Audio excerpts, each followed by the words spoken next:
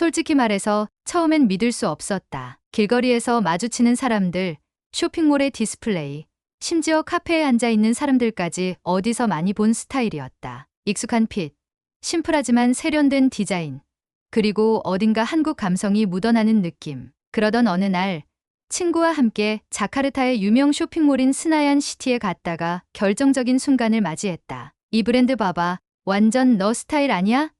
친구가 손가락으로 가리킨 곳은 감각적인 디스플레이로 꾸며진 의류 매장이었다. 무심코 다가가 옷을 집어들었는데 태그를 확인하는 순간 심장이 덜컥 내려앉았다. 한국 브랜드였다. 그것도 한두 개가 아니었다. 마른제이, 에이랜드, MLB 코리아, 분명 여기는 인도네시아인데 마치 서울의 명동이나 강남거리를 걷고 있는 듯한 착각이 들었다. 그날 이후 나는 의식적으로 거리의 패션을 관찰하기 시작했다. 놀랍게도 한국 스타일을 입은 사람들이 생각보다 훨씬 많았다. 여성들은 오버사이즈 블레이저에 심플한 크롭티를 매치하고 남성들은 루즈한 핏의 셔츠와 슬랙스를 편하게 걸쳤다. 컬러는 주로 모노톤이나 파스텔, 액세서리 역시 과하지 않으면서도 감각적인 느낌이 강했다. 그러다 문득 깨달았다. K-패션이 단순히 트렌드가 아니라 인도네시아 사람들의 라이프 스타일 속에 깊숙이 스며들고 있다는 사실을. 왜 이렇게까지 한국 패션이 인기일까? 단순히 예뻐서? 아니면 K-팝과 K-드라마의 영향?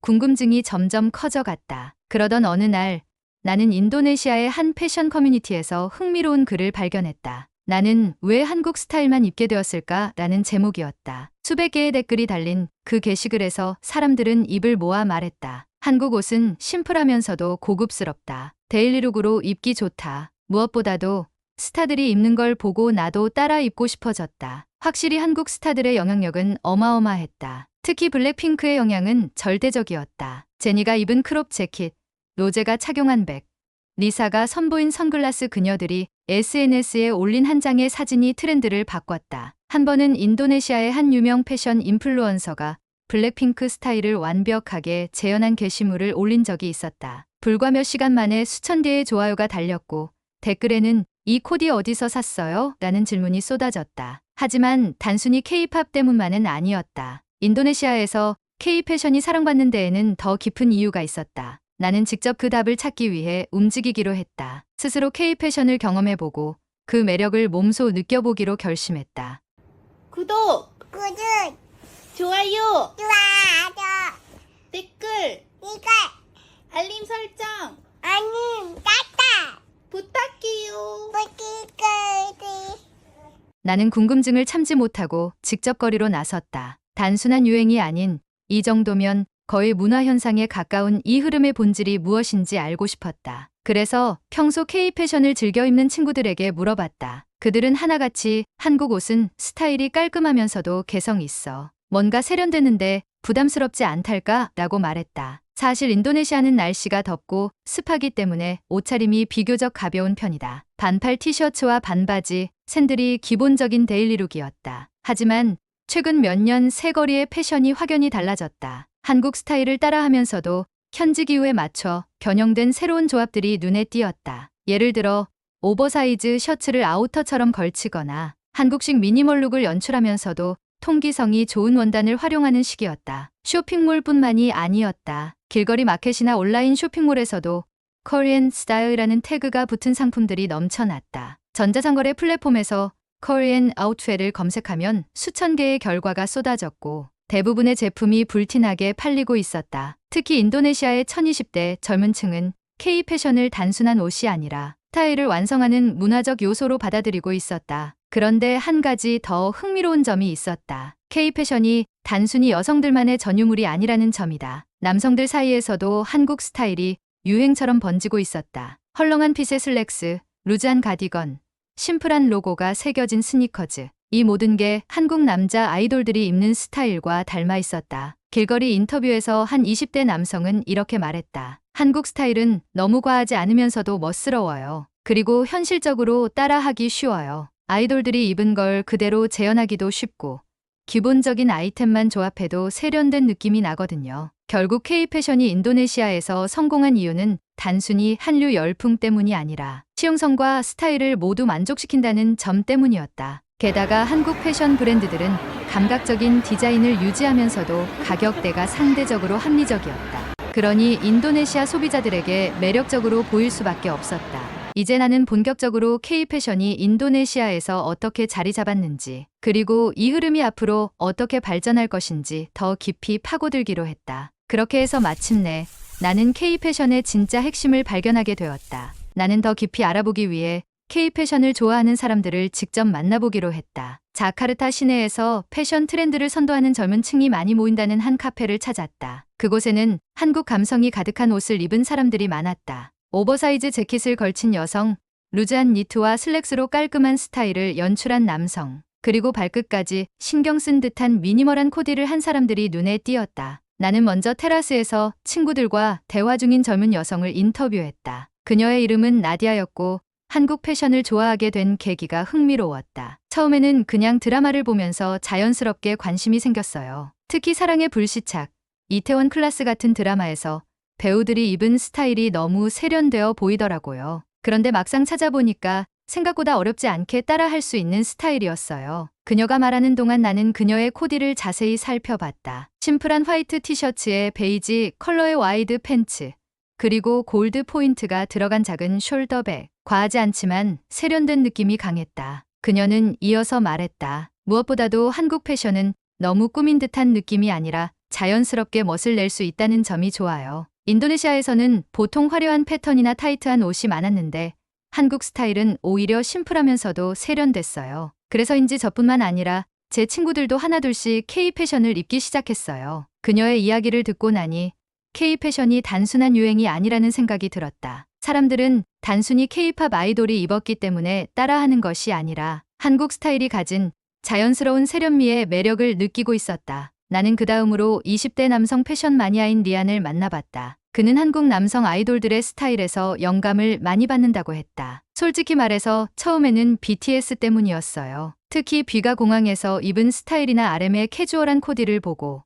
와, 나도 저렇게 입고 싶다는 생각이 들었죠. 그런데 한국 브랜드를 찾아보다 보니 그게 단순한 아이돌 패션이 아니라는 걸 알게 됐어요. 한국 남성 패션 자체가 기본적으로 너무 감각적이더라고요. 컬러 매치도 좋고 핏도 여유 있어서 편하게 입을 수 있고요. 그는 직접 스마트폰을 꺼내 자신의 인스타그램 피드를 보여줬다. 깔끔한 블랙 슬랙스에 루즈한 핏의 니트, 그리고 심플한 운동화를 매치한 사진들이 많았다. 팔로워 수도 상당했다. 예전에는 패션에 별 관심이 없었는데 K-패션을 접하고 나서는 나만의 스타일을 찾고 싶어졌어요. 그리고 무엇보다 한국 브랜드들이 퀄리티에 비해 가격이 합리적이라서 좋아요. 예를 들어 에이랜드에서 파는 티셔츠나 바지는 해외 명품 브랜드보다 훨씬 저렴한데도 퀄리티가 좋거든요. 그러니까 부담 없이 스타일을 바꿔볼 수 있는 거죠. 그의 말을 듣고 나니 K-패션이 단순한 트렌드 이상의 의미를 가진다는 것이 확실해졌다. K-패션은 인도네시아에서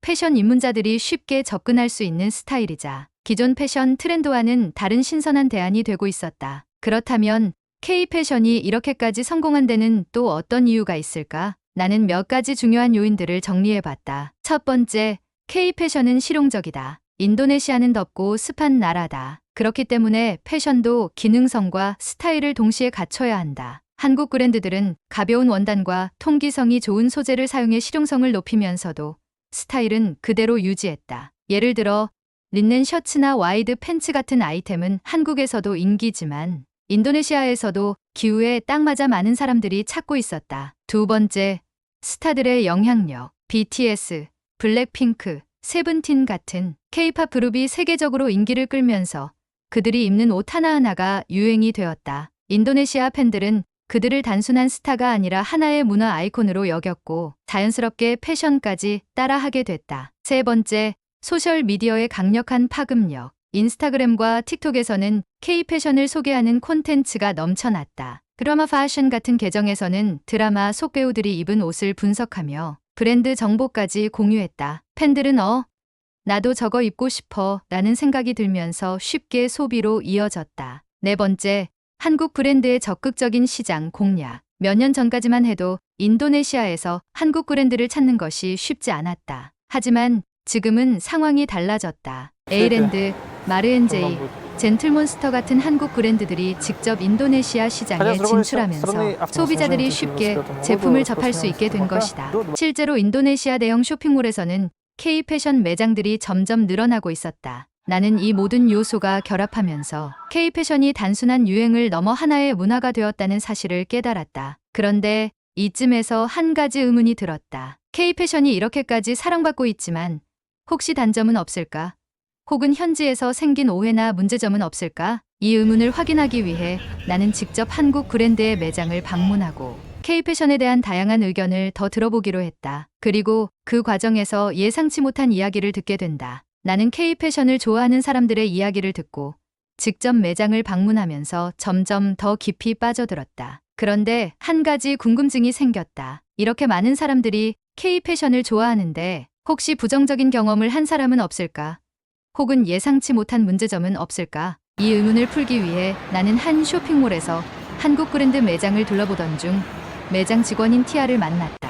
그녀는 한국 패션 브랜드에서 일한 지 1년이 넘은 베테랑이었다. 나는 가벼운 마음으로 그녀에게 물었다. 요즘 K-패션이 인도네시아에서 엄청 인기잖아요. 손님들도 많죠? 그녀는 웃으며 고개를 끄덕였다. 네, 정말 많아요. 특히 주말에는 매장이 사람들로 꽉 차요. 다들 한국 드라마나 K-팝을 보고 스타일을 따라하려고 많이 오시죠. 나는 이어서 물었다. 그런데 혹시 K-패션에 대해 부정적인 반응을 보이는 사람들도 있나요? 그러자 그녀의 표정이 살짝 바뀌었다. 사실 그런 경우도 있어요. 나는 예상치 못한 답변에 흥미가 생겼다. 어떤 점에서요? 티아는 한숨을 쉬며 말을 이었다. 가끔 손님들이 이거 너무 비싼 거 아니에요? 라고 묻기도 해요. 한국 브랜드들이 고급스러운 이미지가 있다 보니 가격이 조금 높게 책정되는 경우가 많거든요. 물론 품질이 좋긴 하지만 현지 브랜드에 비하면 확실히 비싸다고 느끼는 분들도 있어요. 나는 고개를 끄덕이며 이해했다. 한국 브랜드가 현지 시장에서 성공하려면 가격 접근성이 중요한 요소일 수밖에 없었다. 하지만 이건 단순한 가격 문제일 뿐 K-패션의 인기가 식는 요소가 될 것 같지는 않았다. 그런데 그때 옆에서 옷을 보던 한 여성 고객이 직원에게 다가왔다. 그녀는 살짝 불만이 있는 듯한 얼굴이었다. 이 옷, 왜 사이즈가 이렇게 작아요? 나는 흠칫하며 그녀의 말을 들었다. 그녀는 이어서 말했다. 이게 라지엘 사이즈라고요? 그런데 왜 이렇게 작죠? 한국에서는 보통 이렇게 나오나요? 직원은 당황한 듯 조심스럽게 설명했다. 아, 네. 한국 브랜드들은 보통 슬림핏이라서 사이즈가 조금 작게 나오는 편이에요. 그녀는 한숨을 쉬며 고개를 저었다. 한국 스타일이 예쁘긴 한데 사이즈 선택이 너무 어려워요. 저는 평소에 M을 입는데 여기서는 XL을 사야 하네요. 이 장면을 보며 나는 또 하나의 문제점을 발견했다. K-패션은 분명 세련되고 감각적이지만 대부분의 한국 브랜드가 아시아권의 체형을 기준으로 제작되다 보니 다양한 체형을 고려한 선택지가 부족할 수도 있었다. 매장을 나서며 나는 생각에 잠겼다. K-패션은 확실히 인도네시아에서 강력한 인기를 끌고 있지만 단점도 존재했다. 가격과 사이즈 문제뿐만 아니라 한국 스타일이 모든 사람에게 어울리는 것은 아니었다. 그러던 중 나는 우연히 한 온라인 커뮤니티에서 흥미로운 글을 발견했다. 제목은 이랬다. K-패션을 입으면 무례한 사람으로 보일 수도 있다. 나는 깜짝 놀라 클릭했다.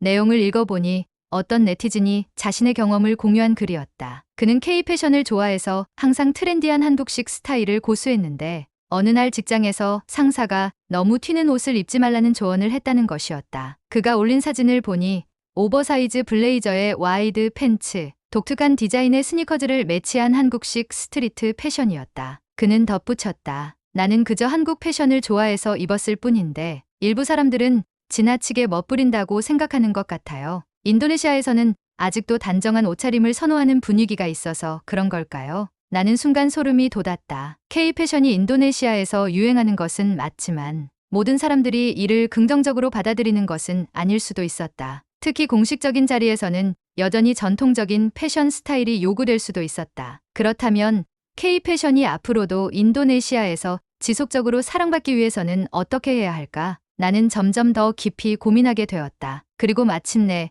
이 모든 경험과 정보를 정리하며 한 가지 결론에 도달하게 되었다. 나는 온라인 커뮤니티의 글을 읽으며 점점 더 깊이 생각에 빠졌다. K-패션은 확실히 인도네시아에서 사랑받고 있지만 일부 사람들에게는 여전히 익숙하지 않은 스타일일 수도 있었다. 특히 격식을 중요시하는 직장이나 공식적인 자리에서는 K-패션이 다소 튀는 스타일로 보일 수도 있다는 점이 흥미로웠다. 그런데 문득 궁금해졌다. 과연 이것이 단순한 개인적인 경험일까? 아니면 더 넓은 사회적 맥락에서 의미 있는 현상일까? 나는 답을 찾기 위해 인도네시아에서 패션 트렌드를 연구하는 대학 교수인 디아 교수와 연락을 취했다. 인도네시아에서 K-패션이 인기를 끄는 이유는 단순한 유행이 아니라 문화적 소비의 변화 때문입니다. 디아 교수는 나에게 이렇게 설명했다. 그는 K-패션이 단순한 스타일을 넘어 하나의 문화적 정체성이 되어가고 있다고 말했다. 특히 젊은 세대들은 자신을 표현하는 방식으로 K-패션을 선택하는 경우가 많아요. 과거에는 단순히 브랜드를 따라가는 형태였다면 지금은 자신만의 스타일을 만들면서도 K-패션의 요소를 결합하는 방식으로 발전하고 있습니다. 나는 고개를 끄덕이며 다시 질문했다. 그렇다면 K-패션이 모든 사람들에게 환영받지 않는 이유는 뭘까요? 교수는 잠시 생각한 뒤 답했다. 패션은 단순한 옷이 아니라 사회적 맥락 속에서 해석됩니다. 인도네시아는 여전히 전통적인 복장 문화가 강한 나라예요. 공식적인 자리에서는 정장이나 단정한 스타일이 요구되는 경우가 많죠. 그런데 K-패션은 종종 캐주얼하거나 트렌디한 요소가 강하게 반영되기 때문에 보수적인 시선에서는 다소 과하게 보일 수도 있습니다. 나는 그의 말에 깊이 공감했다. K-패션이 모든 사람들에게 완벽하게 어울리는 것은 아니었다. 특히 회사나 격식을 차려야 하는 자리에서는 아직까지도 기존의 패션 스타일이 강세였다. 그렇다면 K-패션이 인도네시아에서 완전히 정착하려면 무엇이 필요할까? 나는 이 질문을 고민하며 다시 거리로 나가 사람들의 의견을 더 들어보기로 했다. 자카르타의 또 다른 쇼핑몰을 방문했을 때 나는 한 흥미로운 장면을 목격했다. 한 중년 여성이 딸과 함께 한국 브랜드 매장에서 옷을 고르고 있었는데 어머니는 다소 망설이는 듯한 표정을 지었다. 이건 너무 짧지 않니? 그녀는 딸이 선택한 치마를 보며 조심스럽게 말했다. 딸은 웃으며 대답했다. 엄마, 요즘 이렇게 입는 게 트렌드야. 한국에서도 이 스타일이 엄청 유행이래. 어머니는 여전히 고민하는 듯했지만 결국 딸의 설득에 넘어가 치마를 계산대에 올렸다. 나는 이 장면을 보며 K-패션이 단순히 젊은 층만이 아니라 점점 더 넓은 연령대로 확산되고 있다는 사실을 깨달았다. 물론 아직 모든 사람들이 완전히 받아들이는 것은 아니지만 세대 간의 인식 차이가 점차 좁혀지고 있는 것이 분명했다. 하지만 K-패션이 더 많은 사람들에게 사랑받기 위해서는 해결해야 할 과제들이 남아 있었다. 가격 접근성을 높이고 사이즈 다양성을 확보하며 인도네시아 문화에 맞게 스타일을 변형하는 과정이 필요할 것이었다. 나는 다시 한번 깨달았다. K-패션이 단순한 유행이 아니라 하나의 문화로 자리 잡기 위해서는 지속적인 변화와 현지화가 필요하다는 것을. 그리고 이 변화가 어떻게 이루어질지 나는 앞으로의 흐름이 더욱 궁금해졌다. 나는 수많은 사람들의 이야기를 들으며 하나의 확신을 갖게 되었다. K-패션은 단순한 유행이 아니라 인도네시아에서 새로운 패션 문화로 자리 잡아가고 있었다. 하지만 완전히 정착하기 위해서는 몇 가지 해결해야 할 과제들이 남아 있었다. 그렇다면 앞으로 K-패션이 인도네시아에서 더욱 성장하려면 어떤 변화가 필요할까? 나는 이 질문에 대한 답을 찾기 위해 인도네시아 패션 업계에서 일하는 한 디자이너를 만나보기로 했다. 그녀의 이름은 아유, K-패션의 영향을 받아 자신의 브랜드를 운영하는 젊은 디자이너였다. 처음에는 단순히 한국 패션을 따라하는 브랜드들이 많았어요. 하지만 이제는 한국 스타일을 바탕으로 인도네시아의 기후와 문화에 맞게 변형하는 과정이 필요하다고 생각해요. 그녀는 자신이 디자인한 옷을 보여주며 설명했다. 옷의 기본적인 실루엣과 컬러감은 한국 브랜드에서 영감을 받았지만 원단은 가볍고 통기성이 좋은 인도네시아 현지 소재를 활용했다. 또한 한국 브랜드들이 주로 선보이는 슬림 핏 대신 보다 다양한 체형을 고려한 디자인을 적용했다. 이제 중요한 건 단순한 따라하기가 아니라 K-패션을 우리 스타일로 재해석하는 거예요. 그렇게 해야 사람들이 더 자연스럽게 받아들이고 장기적으로 지속될 수 있어요. 나는 그녀의 말이 K-패션의 미래를 보여주는 핵심이라고 생각했다. 단순히 한국 스타일을 입는다는 개념에서 벗어나 한국 패션을 하나의 영감으로 삼아 현지 문화와 조화를 이루는 것이 중요했다. 또한 가격 접근성 문제도 해결해야 할 과제였다. 지금까지 K-패션이 고급스러운 이미지로 자리 잡으며 중산층 이상의 소비자들을 중심으로 인기를 끌었다면 앞으로는 보다 대중적인 브랜드들이 등장하면서 시장이 확장될 가능성이 컸다. 실제로 일부 한국 브랜드들은 인도네시아에서 현지 생산 라인을 구축하며 가격을 낮추는 전략을 시도하고 있었다. 뿐만 아니라 사이즈 다양성을 확보하는 것도 중요한 요소였다. 앞서 매장에서 사이즈 문제로 불편함을 겪었던 고객처럼 한국 브랜드들이 제공하는 사이즈가 인도네시아 소비자들에게 맞지 않는 경우가 많았다. 앞으로 K-패션이 더 많은 사람들에게 사랑받기 위해서는 보다 다양한 체형을 고려한 디자인이 필요할 것이다. 마지막으로 인도네시아의 문화적 특성을 반영한 스타일이 더 많아져야 했다. 한국 스타일이 세련되고 감각적이지만 때로는 인도네시아의 전통적인 패션 스타일과 충돌하는 경우도 있었다. 하지만 점차 K-패션과 인도네시아 로컬 패션이 융합하면서 새로운 스타일이 탄생하고 있었다. 나는 쇼핑몰을 걸으며 다시 한번 주위를 둘러보았다. 몇 년 전까지만 해도 볼 수 없었던 K-패션 스타일을 입은 사람들이 거리 곳곳을 가득 채우고 있었다. 오버사이즈 셔츠를 입은 남성, 심플한 크롭톱과 와이드 팬츠를 입은 여성, 세련된 블레이저와 미니멀한 스니커즈를 신은 젊은이들까지 K-패션은 이미 인도네시아 패션 문화의 일부가 되어가고 있었다. 물론